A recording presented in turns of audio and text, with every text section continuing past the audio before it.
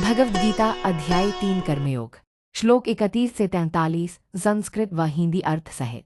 श्लोक 3:31 ये मे मतमिदन नित्यम नुतिष्ठन्ति मानवा श्रद्धावंतों सुयंतो मुज्यन्ते तेपि कर्मभे।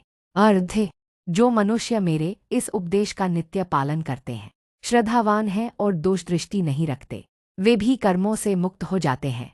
श्लोक 3:32 ये त्वेतदभ्यसूयन्तो नानुतिष्ठन्ति मे मतम् सर्वज्ञान विमूढ़ास्तान्विधि नष्टांचेतस।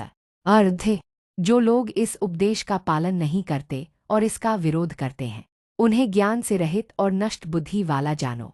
श्लोक 3:33 सदृशं चेष्टे स्वस्याः प्रकृतेर्ज्ञानवानपि प्रकृति यान्ति भूतानि निग्रह किं करिष्यति।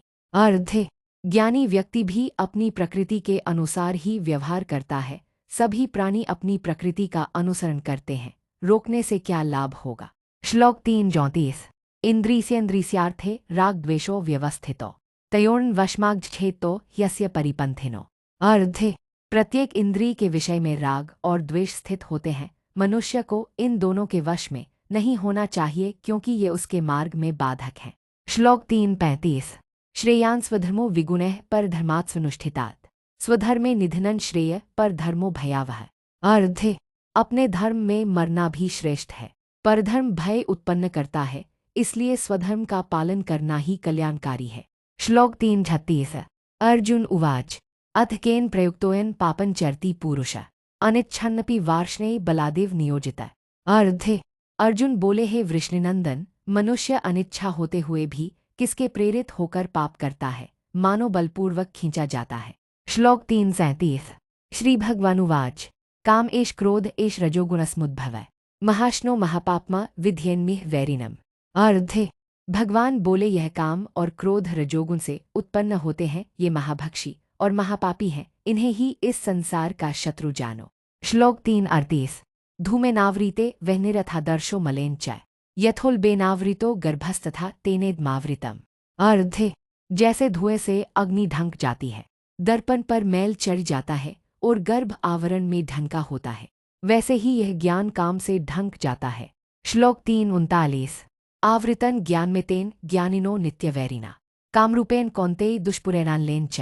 अर्थ हे कुंती पुत्र, यह कामरूपी अग्नि ज्ञान को ढंक देती है, यह ज्ञानियों का भी नित्य शत्रु है और कभी तृप्त न होने वाली अग्नि के समान है। श्लोक 3:40 इंद्रियाणि मनो बुद्धिर्स्याधिष्ठानमुच्यते एतैर्विमोहित्येष ज्ञानमावृत्य देहिनम्। अर्थ इंद्रियां, मन और बुद्धि ये काम का निवास स्थान कहे जाते हैं, यह काम इन्हीं के द्वारा देहधारी को मोह में डालकर ज्ञान को ढंक देता है। श्लोक 3:41 तस्मात्त्वमिन्द्रियाण्यादो नियम्य भर्तर्षभ पाप्मानं प्रजिह्येनं ज्ञान विज्ञान नाशनम। अर्थ इसलिए हे भरतश्रेष्ठ, पहले इंद्रियों को वश में करके इस पापी काम को नष्ट कर, जो ज्ञान और विज्ञान का नाश करता है। श्लोक 3:42 इंद्रियाणि पराण्याहुरिन्द्रियेभ्यः परं मनः मनसस्तु परा बुद्धिर्यो बुद्धे परतस्तु सः। अर्थ इंद्रियों को श्रेष्ठ कहा गया है, इंद्रियों से श्रेष्ठ मन है, मन से श्रेष्ठ बुद्धि है और बुद्धि से भी श्रेष्ठ आत्मा है। श्लोक 3:43 एवं बुद्धेः परं बुद्धिवा संस्तभ्यात्मात्मना जहि शत्रु महाबाहो कामरूपं दुरासदम्।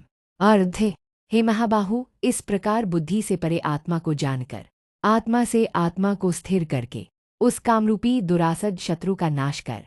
अध्याय 3 कर्मयोग का निष्कर्ष। भगवान श्री कृष्ण ने अर्जुन को कर्मयोग का उपदेश दिया और बताया कि निष्काम कर्म ही मोक्ष का मार्ग है।